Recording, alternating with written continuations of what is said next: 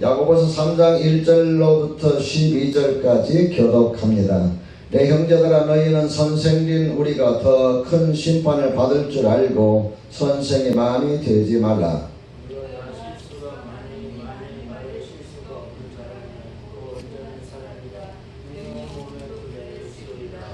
우리가 말들의 입에 재갈 물리는 것은 우리에게 순종하게 하려고 그 온 몸을 제어하는 것이라.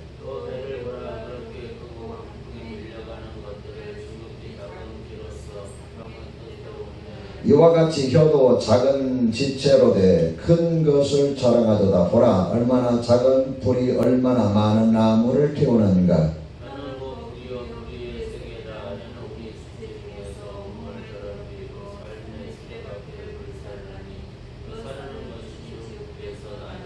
여러 종류의 짐승과 새와 벌레와 바다의 생물은 다 사람이 길들일 수 있고 길들여 왔거니와.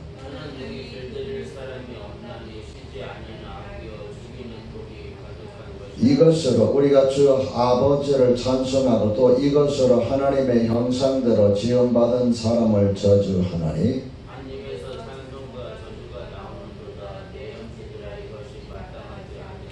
샘이 한 구멍으로 어찌 단물과 순물을 내겠느냐.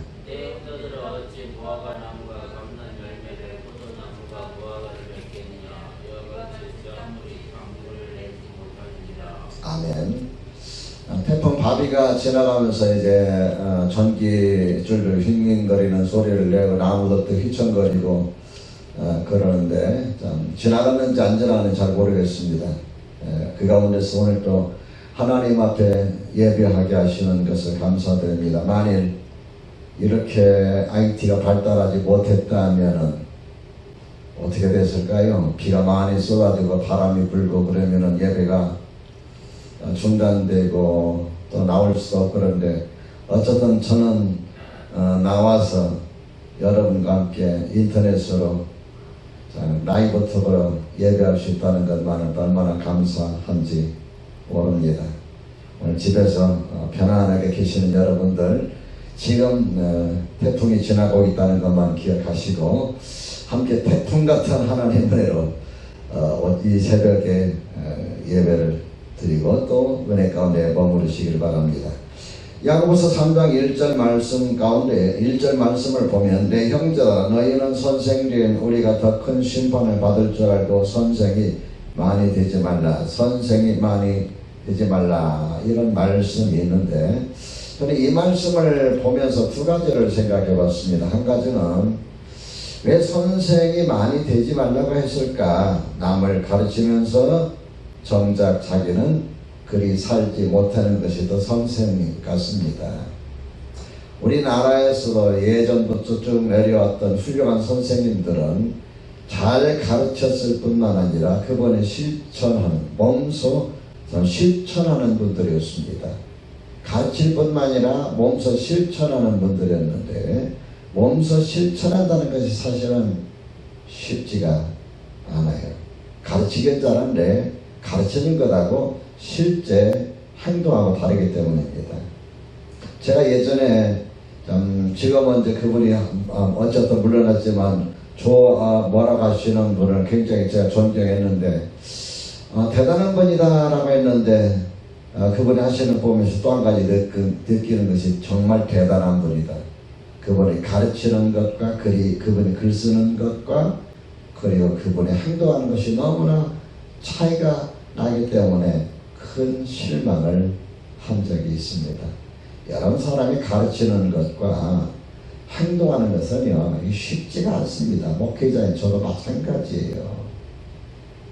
얼마나 목사님이 하나님 말씀대로 살지 못했으면 사모님이 강단으로 이사와서 목사님하고 살겠다고 하겠어요. 집에 계실 때는 그냥 남편으로서 목회자의 모습이 전혀 없는데 예배당 오면은 목사님 강단에 서서 말씀하실 땐 천사 같거든요. 제가 그럴까 두렵습니다. 이렇게 산다는 것이 어렵습니다. 믿음으로 산다는 것, 진짜 믿음으로 산다는 건 어렵고 가르친다는 것은 쉬울는지 모르지만은 가르치고 나서 본인이 그렇게 산다는 것은 더 어렵습니다. 그래서 많이 선생이 되지 말라 이렇게 말씀했고, 또 한 가지는 말에 실수를 많이 하기 때문입니다. 사람이 선생이 되어 가르치다 보면 말에 실수를 많이 하기 때문에, 말이 많으면 허물을 면하기 어렵다, 실수를 많이 한다. 제가 이렇게 짧은 삶을 살았지만 개인적인 경험상 볼 때 우리 주위에 말을 많이 하는 분들이 있어요. 목사님들이나 뭐 이런 분들 말을 많이 하시는 분이 있어요. 사람들이 모여서 이야기할 때 말을 뭐 거의 독주하다시피 하시는 분들이 있는데, 근데 듣고 나서 보면 들을 만한 내용이 없었어요. 뭘 이야기하는 거지? 혼자 좋아서 막 장황하게 떠들고 막 하는데, 한참 듣다 보면 좀 무슨 이야기 하는 거지? 또 쓸데없는 이야기 왜 하지? 이런 생각을 해요. 말을 많이 하는 사람의 말은 들을 내용이 없구나. 그래서 우리가 많이 선생되지 말고 꼭 하나님 앞에서 필요한 사람이 되어서 여러분과 내 입에서 나오는 말들이 사람의 은혜를 끼치고 사람들의 덕을 세우는 그런 말들이 나오는 입술이 되고 혀가 되고 입이 되시기를 주님의 이름으로 축원합니다. 오늘 3장 1절에서부터 12절까지 말씀을 통해서 여러분에게 역시 세 가지로 말씀드리고 싶습니다. 첫째, 말은 그 사람의 인격을 드러낸다라는 사실입니다. 말은 그 사람의 인격을 드러냅니다. 여러분과 제가 말할 때, 물론 설교 시간에 설교하는 것도 마찬가지지만은, 여러분과 제가 말을 할 때 그 말은 그 사람의 인격, 그 사람의 성격, 그 사람의 지식, 그 사람의 예절, 그 사람의 직업, 그 사람의 지역 출신, 이런 모든 것들 다 포함되어 있어요.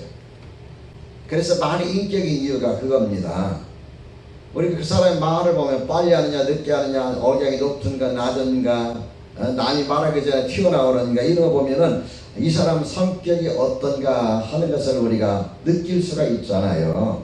그 다음에 그 사람이 말을 할 때에 그 사람이 쓰는 단어들 통해서 이 사람은 좀 배운 사람이거나 배우지 못한 사람이겠구나 우리가 느낄 수가 있잖아요.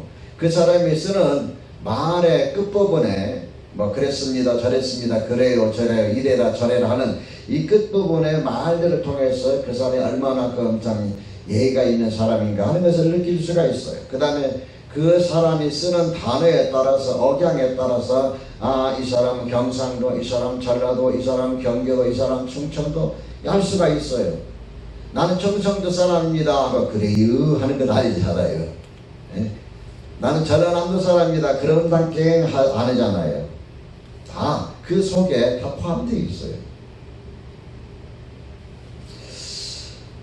제가 잘 다니는 옛날에 이발소랄지 지금은 미용실, 이용실, 여자는 미용실, 남자는 이용실인데 지금 남자들은 좀 뭐라고 합니까?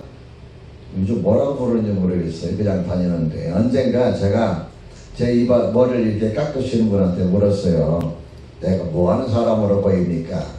그 사람이 제 목사인 줄 알기 전에 뭐 하는 사람 보입니까? 물었더니 외모로 봐서는 수사관 같은데 외모로 봐서는 수사관 같은데 언어를 쓰는가 보면 잘 모르겠습니다. 그래요. 그분들은 오랜 세월 동안 한번 20-30분에서 1시간 사이에 이발을 해주고 어떤 염색도 해주고 그러잖아요. 하면서 손님들과 대화를 나누다 보면 직업상 몇 마디 말을 딱 건네보면은 이 사람은 사업가, 이 사람은 선생님, 이 사람은 사장님, 이 사람은 공무원, 이 사람은 뭐 이게 대충 안답니다. 저는 아리송하다는 거예요. 그래서 제가 목사라는 말을 안 했습니다. 안 했는데 나중에 이제 목사라는 걸 알게 돼요. 목사님이셨군요. 그러더라고요. 제가 이제 예배당을 하기 위해서 부동산 이것저것을 다니면서 부동산 어떤 분하고 이제 계약하는 가정에서 이제 그 사람과 오래 대화를 나누고 하다 보니까 그분이 하신 이야기, 뭐 하시는 분이에요? 그러더라고요. 뭐 하는 사람처럼 느껴집니까? 그랬더니, 예배당 어디로 다니는 보면은 목사님 같은데, 오늘을 보면은 목사님 같은 느낌이 안 듭니다. 그래서 내가 물었어요. 목사님 같은 느낌이 안 드는 이유가 뭡니까? 했더니, 목사님들은 그 어투가 지시형이랍니다. 늘 교회 집사님, 장로님 이런 분들의 지시하죠. 이것 좀 하세요, 저것 좀 하세요. 지시형의 권위주의라는 거예요. 근데 신목사님 언어를 보면은 지시형도 아니고, 그러셨습니까, 저러셨습니까 보면은 예배당을 어디로 다니면 보면 분명히 목사님 같은데 그 언어를 보면 목사님이 아니라는 거예요. 그렇구나. 사람이 입에서 나오는 언어를 통해서, 말을 통해서 그 사람의 직업도 알아내는구나. 여러분, 그죠? 여러분이 상대방과 대화할 때 이 사람 참 착해 보인다 할 때 얼굴만 보는 게 아니라 그 사람이 쓰는 말, 언어를 통해서 이 사람 참 착한 것 같다, 그런 느낌 있잖아요. 이 사람 참 따뜻한 것 같다, 이 사람 참 부드러운 것 같다. 참 이 언어라는 것이 이 정도로 우리에게 중요합니다. 그러므로 여러분이 좀 중요한 건 두 번째는 뭐냐면은 우리의 혀를 길들여야 합니다. 우리의 혀를 길들여요. 길을 잘못 들이면 어떻게 될까요? 길을 잘못 들이면 오늘 본문에 나옵니다. 자, 길을 잘못 들인 경우 무엇으로 비유하고 있는지 우리가 한번 볼까요? 자, 5절 말씀을 봅니다. 5절 6절의 말씀 준비하시고 시작. 이와 같이 혀도 작은 지체로 큰 것을 자랑하도다. 보라, 얼마나 작은 불이 얼마나 많은 나무를 태우는가. 혀는 곧 불이요, 불이 세계라. 혀는 우리 지체 중에서 온몸을 더럽히고 삶의 수레바퀴를 불사르나니 그 살아낸 것이 지옥불에서 나느니라. 자, 여러분, 우리 혀를 뭘로 비유하고 있어요? 혀를 뭘로 비유하고 있어요? 집에 계시는 분들,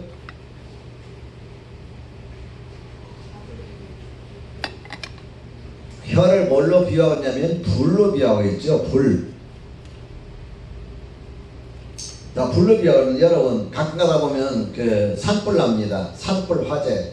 언젠가 강릉 쪽에 산불 화재가 나와서 막 몇백 년인가 천년인가 된 절도 태우고, 또 속초 쪽에 불이 나가지고 난리가 나고 막 이 불이 굉장히 무섭잖아요.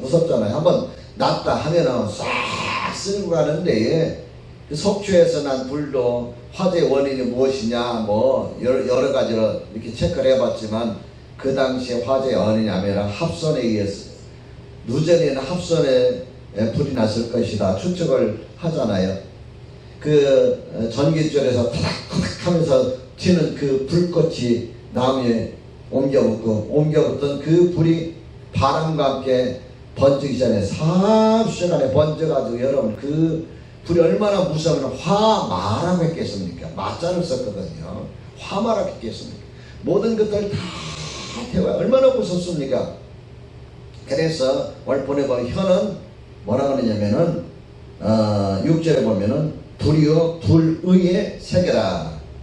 혀는 우리 지체 중에서 온몸을 더럽힐 뿐만 아니라 삶의 수레바퀴를 불사른다고 그랬어요. 삶의 우리 모든 인생 모든 것들 다 불태워버립니다.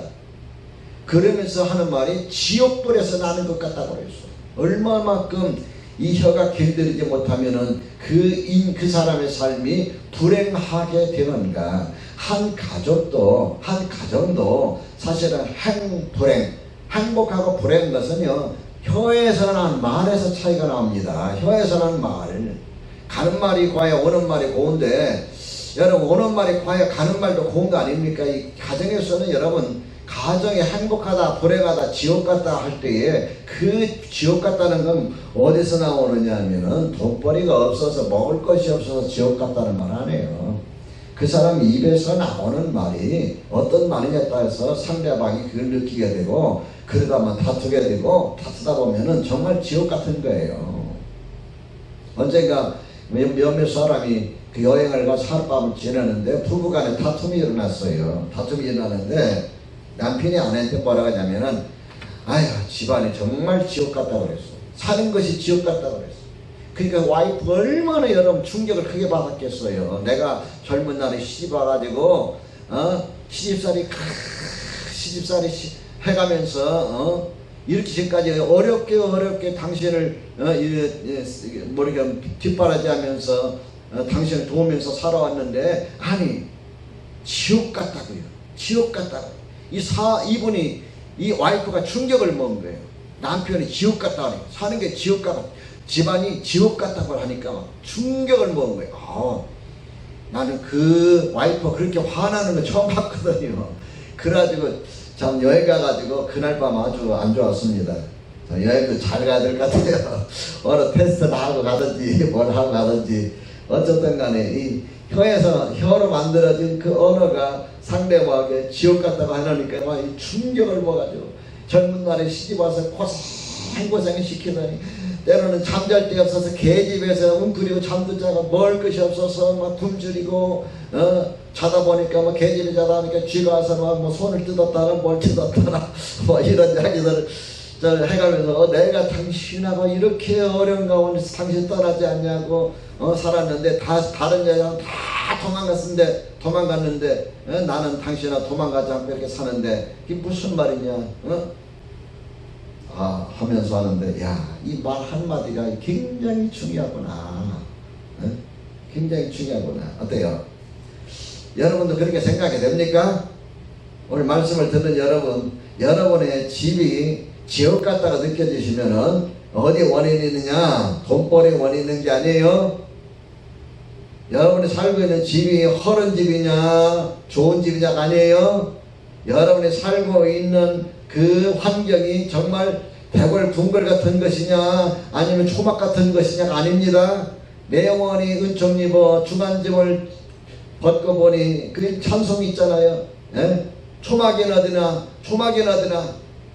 다 그곳은 행복한 것이에요. 근데 입에서 나오는 말 한마디가 아무리 대궐 같은 집이랄지라도 좋은 집이랄지라도 그 사람의 가정은 지옥이 될 수가 있어요. 입에서 나오는 말 한마디, 혀로 만들어지는 말 한마디. 그래서 우리 혀 이거 조심합시다.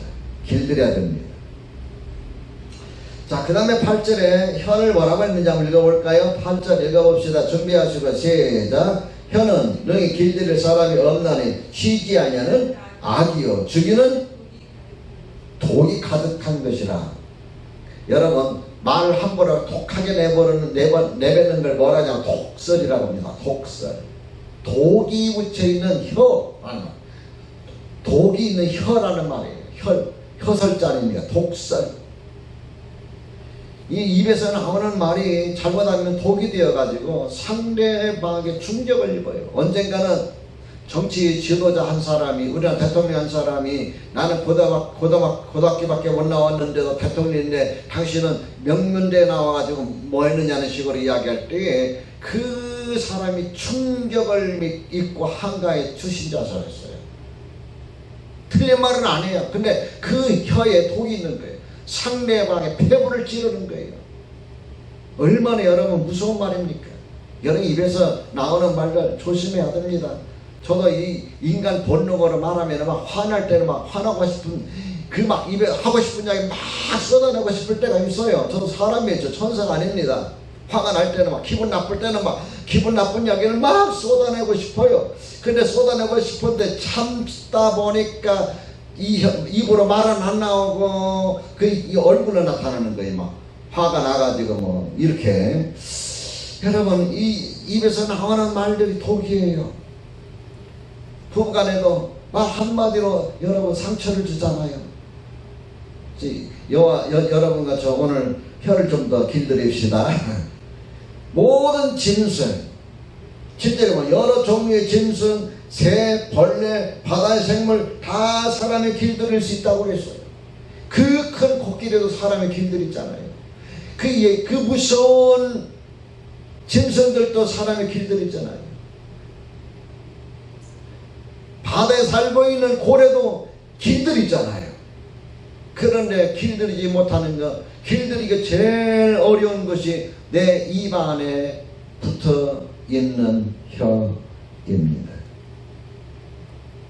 그런데 이 혀를 잘 길들이면 어떻게 되냐면은 3절에 보면 우리가 말들의 입에 재갈을 물리는 것은 이라고 그랬어요. 여러분, 제가 서부 영화를 초등학교, 중학교, 고등학교 때까지 정말 좋아했어요. 서부 영화를 보면은 카우보이들이 막 들에 뛰어다니는 그 말들, 야생마들을 이렇게 보고서 저 말이 정말 좋다 그러면은 말 타고 막 달려가지고 올가미를 던져서 그 말을 이제 잡습니다. 잡아가지고 뭐 하느냐 하면은 말을 길들이는데 자기 탈 수 있는 말을 길들여서 결국은 나중에 재갈을 물려가지고 훈련을 시켜요. 그때 그 말이 명마가 되는 거예요. 아무리 뛰어난 야생마라 할지라도 길들이지 않으면 명마가 될 수가 없어요. 그 사람이 자질이 아무리 훌륭하다 할지라도 혀가 길들여지지 않으면은 이 사람은 훌륭한 사람이 될 수가 없는 거예요. 그래서 우리가 혀를 길들여야 된다. 그 다음에 또 혀가 길들여질 때 얼마나 중요한 역할을 하는지 우리가 볼 수가 있습니다. 5절에 이와 같이 혀도 작은 지체로 큰 것을 자랑하도다. 보라, 얼마나 작은 불이 얼마나 많은 나무를 태우는가 라는 이 말씀만 놓고 볼 때 혀는 불인데, 불이라는 말은 또 긍정적인 표현으로 말하면은 열 에너지를 발산시키는 거다 이 말이에요. 사람이 이 혀에서 나오는 혀로 만들어진 말로 인해서 상대방이 감동을 입잖아요. 나도 저렇게 살아야 되겠다. 여러분, 설교를 통해서 목회자가 말씀을 전할 때 마음에 뜨거움이 오잖아요. 열 에너지잖아요. 감동을 줘요. 그래서 나도 저렇게 살아야 되겠다. 이 혀가 불이에요. 불. 잘못 살 때는 온 생애를 다 불태워버리는 지옥불과 같지만은 그 혀에서 나오는 말이 감동을 줄 때는 상대방의 마음을 뜨겁게 만들어요. 열 에너지가 돼요. 설교하는 저 자신도 좀 뜨끔뜨끔합니다. 저를 두고서 하기 때문에 좀 오늘 무관종 예배지만은 어쨌든 간에 좀 하나님 앞에서 우리 자신들을 한번 돌아봅시다. 내 몸에 정말 새치밖에 안 드는 이 혀인데 이 혀라는 것이 이렇게 중요하구나 하는 것을 다시 한번 깨달을 필요가 있습니다. 그 다음에 세 번째 여러분에 드리고 싶은 말씀은 많은 말보다 적당한 말이 더 중요하다는 겁니다.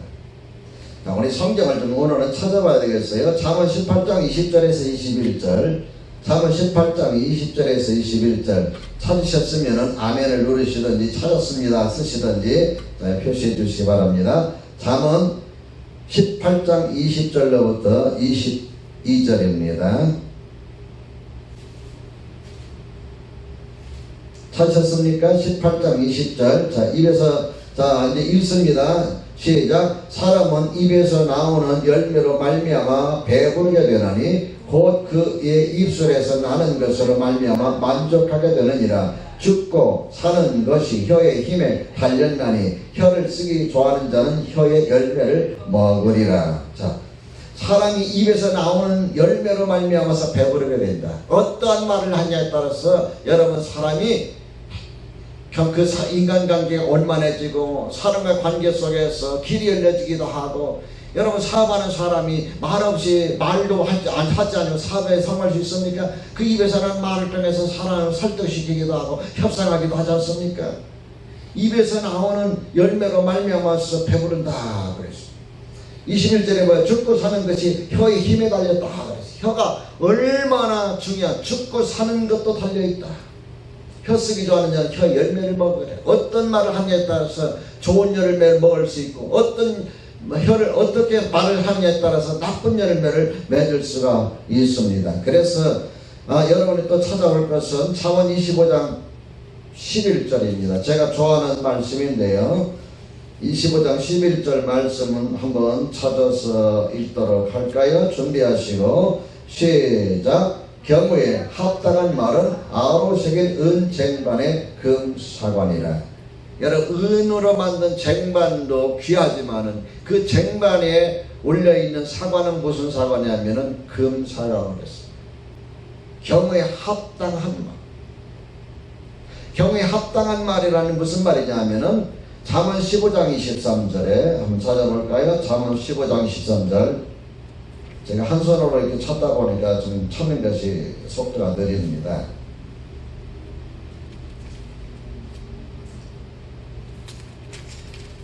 잠언 15장 23절 같이 읽어볼까요? 시작. 사람은 그 입의 대답으로 말미암아 기쁨을 얻나니 때에 맞는 말이 얼마나 아름다운고. 사람은 그 입의 대답으로 말미암아 기쁨을 얻나니 때에 맞는 말이 얼마나 아름다운. 경우에 합당한 말이라는 것은 때에 맞는 말을 때에 맞는 그 상황에 맞는 말, 적절한 말, 정말 필요한 말, 덕을 세우는 말, 은혜를 끼치는 말, 이것이 바로 여러분 때에 경우에 합당한 말이고, 경우에 합당한 말은 은쟁반에 놓여있는, 아로새긴 은쟁반에 놓여있는 금사과입니다. 그 금사과는 어디에 맺혀있냐면 여러분의 혀에 맺히게 됩니다. 기억합시다. 오늘 저와 여러분 모두가 다 하나님 앞에서 혀에 금과 같은 사과가 맺혀지는 하루가 되시길 제 이름으로 축원합니다. 하나님 감사합니다. 오늘 하나님의 은혜 가운데 이 새벽에도 온라인으로 예배하게 하심을 감사합니다. 같이 하나님 앞에 마음을 모으고 영을 모아서 예배하는 시간, 기도하는 시간, 하나님이 이곳에 함께 하시고 사랑하는 성도들이 함께 하여 주시옵소서. 특별히 오늘은 우리 입에서 나는 말 한마디 한마디가 아르새긴 은쟁반의 금사과 같은 열매 맺는, 혀에 열매 맺는 하루가 되게 하여 주옵소서. 우리 주님 예수 그리스도 이름으로 기도드립니다. 아멘.